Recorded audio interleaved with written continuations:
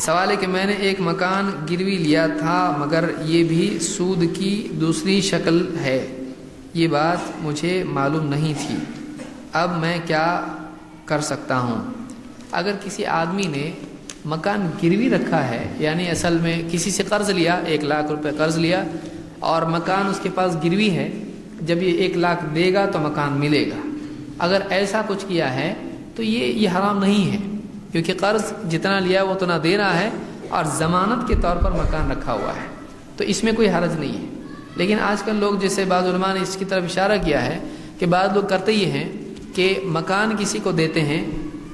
کہ تم اس میں رہو، اور اس سے ایک ہیوی ڈپازٹ لے لیتے ہیں، 5,00,000 10,00,000 یا جو بھی ہے۔ اب وہ ہیوی ڈپازٹ یہ استعمال کر رہا ہے اور مکان وہ استعمال کر رہا ہے اور کرایہ اس پر نہیں ہے، پھر جب خالی کرنے کا وقت آئے گا یہ اس کو پیسہ واپس دے گا،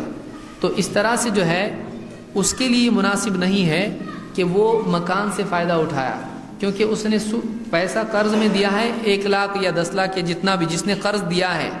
اس قرض کی بنیاد پر اس مکان سے جو فائدہ اٹھا رہا ہے وہ اس مال پر، قرض پر استفادہ ہوا، اور یہ سود کی شکل ہے۔ تو جو گھر میں رہ رہا ہے وہ سود لے رہا ہے، تو یہ مناسب نہیں ہے۔ تو اگر صرف گروی رکھا ہے تو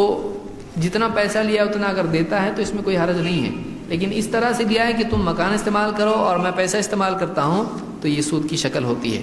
اب اگر معلوم ہے تو کیا کرے؟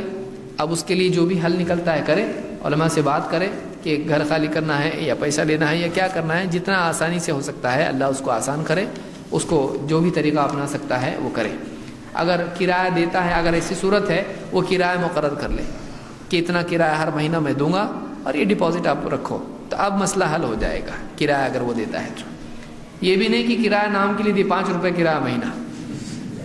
تو وہ ہیلا ہو جائے گا۔ واقعی جو کرایہ ہوتا ہے چاہے تھوڑا ہی کیوں نہ ہو، لیکن اتنا کرایہ دے کہ جس کو کرایہ مانا جاتا ہے۔